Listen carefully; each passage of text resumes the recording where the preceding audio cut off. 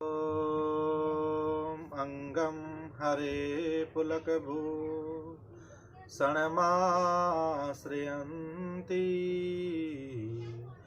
बिङ्गाङ्गनेव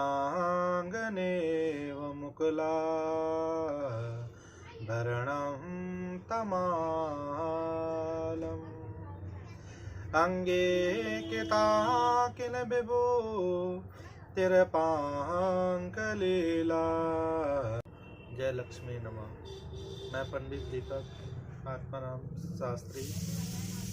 प्रिय भक्तजनों, आज आपको 4 ऐसे उपाय बताऊंगा, पाठ बताऊंगा जो आपका पूरा जीवन का भाग्य बदल देंगे। मैं दावे के साथ कह सकता हूं, अगर आपने ये 4 स्तोत्र कर दिए तो आपका पूरा भाग्य बदल जाएगा।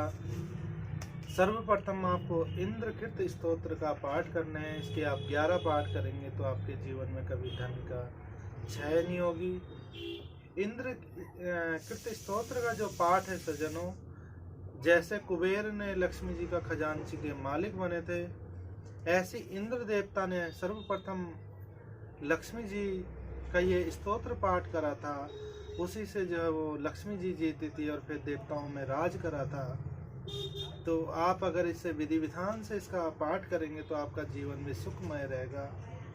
दूसरा, कनक धारा का जो आप पाठ करेंगे, कनक धारा का जो पाठ है उसमें आपको क्या करना है, इसमें 5 आपको अनार चढ़ाने हैं माँ लक्ष्मी जी को, और उसके बाद पाठ आपको आरंभ करना है। इसके 11 पाठ करेंगे तो भी आपका जीवन सुखमय रहेगा। और चौथा जो है तीसरा आपको श्री सूक्त का पाठ करना है सज्जनों। श्री सूक्त का पाठ अगर आप 108 पाठ करेंगे 16 मंत्रों के, तो आपके जीवन में कभी धन अन्न की कभी कमी नहीं रह सकती। और चौथा जो है माँ लक्ष्मी जी का बीज मंत्र का संपुटित पाठ करेंगे। तो सज्जनों, ये 4 स्तोत्र आपको करने चाहिए। मैं पूर्ण विश्वास से दावे के साथ कहता हूँ, अगर आपने ये स्तोत्र विधि विधान से ध्यान निष्ठा पूर्वक करा, ऐसा नहीं हो कि पाठ करते समय आपका ध्यान इधर उधर चल रहा, अपने व्यापार संबंधित चल रहा या बच्चों में लगा हुआ, तो आपको कभी भी फल नहीं प्राप्त होगा। अगर आपने इसे निष्ठा पूर्वक एकांत स्थान में करा तो आपको 100% इसका फल जरूर महसूस होगा, एहसास होगा। सज्जनों, कैसे करना चाहिए और किस प्रकार से करना चाहिए, इसका भी मैं थोड़ा सा विधि विधान बताता हूँ आपको। क्या क्या लक्ष्मी जी को चढ़ाना चाहिए। ऐसे तो आप लोग जो खील बतासे ये तो ठीक है, परंतु विशेष करके माँ लक्ष्मी जी को कमल वासनी देवी कहा गया, तो कमल के फूल आपको जरूर चढ़ाने चाहिए।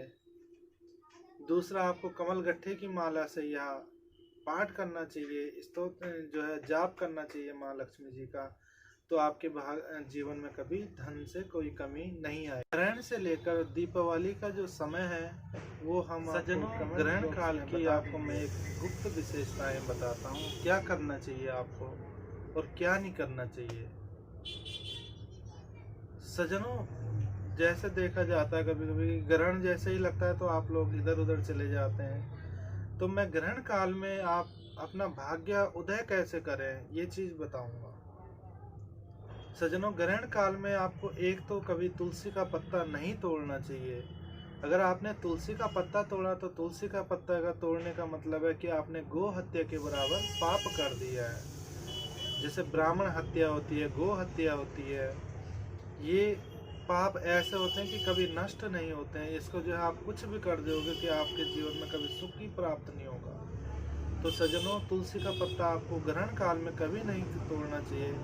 इससे अच्छा है कि जब भी आप ग्रहण लगे तो उससे पहले आप तुलसी का पत्ता तोड़ के रखें। वो आपकी जो पूजन की जो खाने पीने की सामग्री है, जैसे दूध आदि जो पदार्थ हैं, पेय आदि पदार्थ हैं, उनमें आप डाल के रखें, उस सामग्री को आप ग्रहण करें।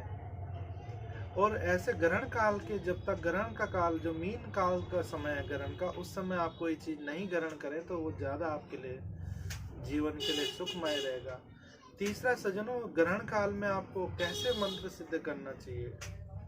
अगर आप किसी भी देवता की पूजन या उपासना कर रहे हैं कई वर्षों से लोग सोचते हैं कि हम पूजा कर रहे हैं, भगवान हमसे प्रसन्न हो रहे हैं या नहीं हो रहे हैं। तो मैं आपको बताऊं, अगर आप ग्रहण काल में आपने एक माला भी मन से कर दी तो आपका पूरा जीवन बदल जाएगा।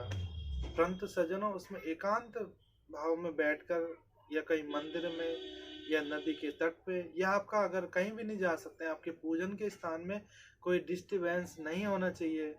अब कोई से भी आप छोटा बीज मंत्र ले लें, जो भी आपको जिस चीज़ की भी आप साधना करना चाहते हो, तो जो मीन ग्रहण काल, क्योंकि भिन्न भिन्न क्षेत्रों में अलग अलग समय ग्रहण काल का समय है। भारतवर्ष में या विदेश में अलग अलग समय में एक स्थान का एक ही समय होता, तो मैं आपको बताता। इसलिए आपको अलग अलग समय के हिसाब से जहाँ भी आप रहते हैं उस समय ग्रहण काल के समय अगर ये पूजा करेंगे, आप जाप करेंगे, तो आपका जीवन पूर्ण रूप से बदल जाएगा। जो मंत्र कभी सिद्ध नहीं होता, उस काल में अगर आप ये मंत्र बीज मंत्र को करेंगे तो आपका पूरा भाग्य उदय हो जाएगा। जय महाराज। सज्जनों, जो मीन ग्रहण काल का समय है, आपको कम से कम 11 माला तो करनी ही चाहिए, और अधिक हो जाए तो कोई दिक्कत नहीं, परंतु 11 माला में ही आपका मंत्र सिद्ध होगा। जय महाराज राजेश्वरी।